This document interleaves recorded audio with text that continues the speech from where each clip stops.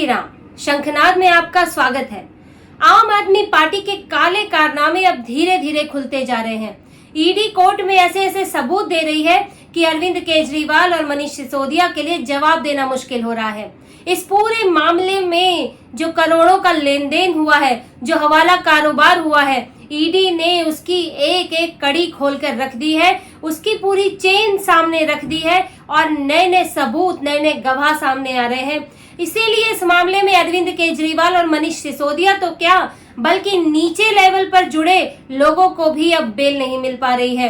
आम आदमी पार्टी ने 100 करोड़ का जो ये घोटाला किया है, जो आरोप है, उसकी अब कलई खुलती जा रही है।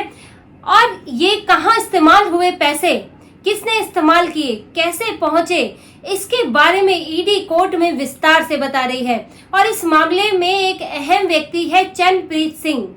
चंद्रप्रीत सिंह जो गोवा में आम आदमी पार्टी का चुनाव प्रचार देख रहा था, और ये जो शराब घोटाले से पैसा मिला है उसका सबसे ज्यादा इस्तेमाल गोवा चुनाव में हुआ है। ये बात पहले भी सामने आई है कि चुनाव प्रचार में आम आदमी पार्टी ने कैश का बड़े स्तर पर इस्तेमाल किया है।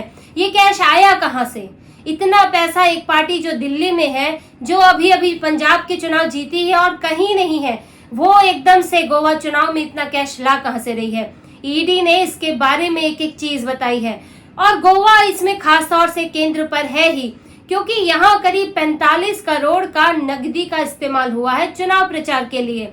और इस 45 करोड़ में से 17 करोड़ की तो जिसने पहुंचाई है, जिसने हवाला कारोबार किया है, उस व्यक्ति ने स्वीकार भी कर लिया है। और ये सारी जानकारी ईडी ने तब हाईकोर्ट में दी जब चंद्रप्रीत सिंह दिल्ली हाईकोर्ट पहुंचा, जो करीब 2 साल पहले गिरफ्तार हुआ है। वो बार बार अपनी जमानत के लिए जाता है लेकिन उसे मिल नहीं पाती है। वो अब भी दिल्ली हाईकोर्ट पहुंचा और अपनी जमानत की मांग की, लेकिन ईडी ने जो सबूत दिए, जो बातें बताई, कोर्ट के लिए जमानत देना मुश्किल हो गया है। अभी कोर्ट इस पर विचार कर रहा है और ईडी से और जवाब मांगा है, लेकिन चंद्रप्रीत सिंह को जमानत मिलनी बड़ी मुश्किल है, क्योंकि ईडी ने कई नाम बताए हैं। इसमें इस पूरे मामले को बताने से पहले आप ये 3 नाम ध्यान रखिए। चंद्रप्रीत सिंह, सागर पटेल और राजेश जोशी, इन तीनों नामों में घूमती है 45 करोड़ की नकदी। 17 करोड़ रुपए जो चंद्रप्रीत सिंह तक पहुंचते हैं वो इन तीनों नामों से जुड़े हुए हैं। आपको इसकी पूरी कहानी बताती हूँ। चंद्रप्रीत सिंह, जैसा कि मैंने बताया, गोवा में आम आदमी पार्टी का प्रचार संभालता था। ईडी को इस मामले में आयकर विभाग की एक जांच से सबूत मिले। ये जांच 2022 में हुई थी। आयकर विभाग ने एक अंगड़िया, जो हवाला कारोबार का भी काम करते हैं, कुछ हवाला कारोबार नहीं भी करते हैं, लेकिन नकदी पहुंचाने लेन देन का काम होता है, तो एक अंगड़िया फर्म कांति लाल, जो गोवा की फर्म है, उसके एक कर्मचारी हैं सागर पटेल।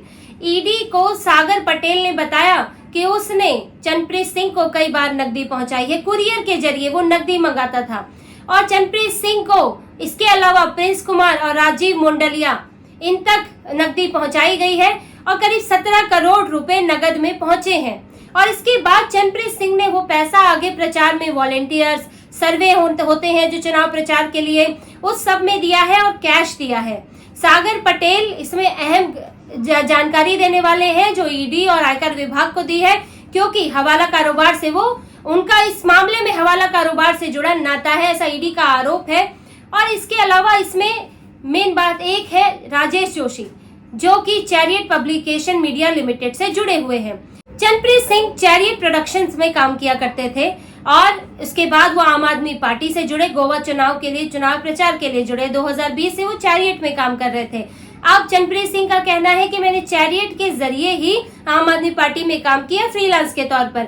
जबकि चैरियट के मालिक राजेश जोशी कहते हैं कि चंद्रप्रीत सिंह ने उनकी कंपनी छोड़ दी थी और वो इसके जरिए काम नहीं करते थे, अपनी फ्री कैपेसिटी में, अपने स्तर पर वो आम आदमी पार्टी के साथ काम कर रहे थे। दोनों के बयान अलग अलग हैं। अब ईडी बताती है कि चंद्रप्रीत सिंह ने ग्रैंड हयात बेम्बोलिम गोवा में आम आदमी पार्टी के नेताओं के लिए एक इवेंट ऑर्गेनाइज किया और साथ में उनके लिए बुकिंग कराई, कमरे वगैरह बुक कराए, और उसके लिए चंद्रप्रीत सिंह ने अपने खाते से ही भुगतान किया। अब चंद्रप्रीत सिंह का कहना है कि ये भुगतान राजेश जोशी ने मुझसे बुकिंग करवाई थी और उनके कहने पर मैंने ये किया है। वो ये नहीं बता पा रहे हैं कि एग्जैक्टली किसके कहने पर उन्होंने भुगतान किया और बुकिंग की। राजेश जोशी जबकि इस मामले में कहते हैं कि मेरे कहने पर ऐसा कोई भुगतान, ऐसी कोई बुकिंग नहीं की गई। यहाँ भी दोनों के बयान टकराते हैं और चंद्रप्रीत सिंह झूठ बोलते हुए नजर आते हैं। अब ईडी का ये भी कहना है कि चंद्रप्रीत सिंह के खाते में 2020 से 2023 के बीच 12 लाख रुपए आए और चंद्रप्रीत सिंह ये नहीं बता पा रहे हैं कि पैसे आए कहां से। वो कहते हैं कि मैंने कुछ शैक्स में काम किया था और कुछ दूसरे काम किए थे इस बीच जिससे मुझे पैसे मिले, लेकिन वो ये नहीं बता पाते हैं कि किसी कंपनी का नाम, किसी शैक्स का नाम या किसी और अपने एम्प्लॉयर का नाम जहां उन्होंने काम किया हो। बस मैंने कहीं काम किया था और उससे पैसे आते हैं, आए मेरे पास, ये चंद्रप्रीत सिंह का कहना है। तो वो जवाब तो देते हैं ईडी के सवाल का, लेकिन अपने ही जवाब की पुष्टि नहीं कर पाते हैं। तो चंद्रप्रीत सिंह यहाँ भी फंसते हुए नजर आते हैं कि वो इस तरह से कैश उनके खाते में आ रहा था, वो इस तरह से कैश दे रहे थे कि कहीं ना कहीं कुछ गड़बड़ नजर आती है। अब इसमें एक अहम नाम और आता है, विजय नायर। विजय नायर बहुत ही महत्वपूर्ण नाम है क्योंकि विजय नायर का संबंध सीधे केजरीवाल से है। ईडी का कहना है विजय नायर अरविंद केजरीवाल के बेहद करीबी है। विजय नायर ही वो व्यक्ति हैं जिन्होंने शराब कारोबारियों से संबंध बढ़ाए आगे आम आदमी पार्टी के नेताओं और शराब कारोबारियों के बीच बातचीत कराई। इस पूरी शराब नीति, शराब घोटाले को मूर्त रूप देने में बहुत अहम भूमिका निभाई और विजय नायर मंत्रालय की मीटिंग में भी शामिल होते थे, जबकि वो सरकार से कहीं से जुड़े हुए नहीं है, बल्कि पार्टी में वो कम्युनिकेशन देखते हैं, सोशल मीडिया कम्युनिकेशन और मार्केटिंग देखते हैं। विजय नायर की कंपनी है ओनली मच लाउडर हुआ करती थी, जो कि शराब कंपनियां जो है इंडो स्प्रिट हो गई, बकाडी हो गई, इनके लिए इवेंट ऑर्गेनाइज करती थी या फिर कॉमेडी इवेंट्स होते हैं वो ऑर्गेनाइज करती थी। इसके धीरे धीरे वो आम आदमी पार्टी में घुसे, कम्युनिकेशन देखने लगे और फिर केजरीवाल के करीबी आ गए और उनकी एकदम से तरक्की भी हो गई कि उन्हें वहीं बगल में बंगला भी मिल गया। अब विजय नायर ने इंडो स्प्रिट के मालिक समीर महिंद्रू से आम आदमी पार्टी के मुख्यमंत्री अरविंद केजरीवाल की बात कराई थी और ये बात हुई थी फेस टाइम पर। ये बात समीर महिंद्रू ने बताई है ईडी को कि पहले वो मुलाकात कराने वाले थे, लेकिन वो नहीं हो पाई, तो फेस टाइम पर वीडियो कॉल कराई और अरविंद केजरीवाल ने कहा कि विजय नायर हमारा ही आदमी है, आप उस पर भरोसा कर सकते हैं और उसके साथ आगे काम कर सकते हैं। अब विजय नायर सरकारी गवाह भी बन गया है, उसने भी कई बयान दिए हैं। तो विजय नायर और चंद्रप्रीत सिंह का भी संबंध है। विजय नायर की कंपनी ओनली मच लाउडर से भी चंद्रप्रीत सिंह को फंड मिलता है, उसको कई बार फंड मिला है। तो ये पूरे जो लोग हैं आपस में जुड़े हुए नजर आ रहे हैं कि चंद्रप्रीत सिंह, विजय नायर, यहाँ से सागर पटेल और इनका संबंध आम आदमी पार्टी और अरविंद केजरीवाल से। तो इसे इनकार नहीं किया जा सकता है कि ये जो कैश आ रहा था चंद्रप्रीत सिंह के पास, फिर वहां आम आदमी पार्टी के लिए भुगतान हो रहा था, वो उसका कहीं संबंध नहीं है, ऐसा नहीं कहा जा सकता। यहाँ तक कि केजरीवाल जब होटल में ठहरे तो उसका बिल भी चंद्रप्रीत सिंह ने ही भरा और वो कैश आया कहाँ से। सब चीजें इस तरह से भुगतान की गई है कि चंद्रप्रीत सिंह के खाते से वहां भुगतान हुआ, लेकिन चंद्रप्रीत सिंह के खाते में पैसा कहां से आया इसकी जानकारी वो नहीं दे पा रहे हैं। और इसमें हवाला कारोबार से जुड़े व्यक्ति सागर पटेल का भी बयान है।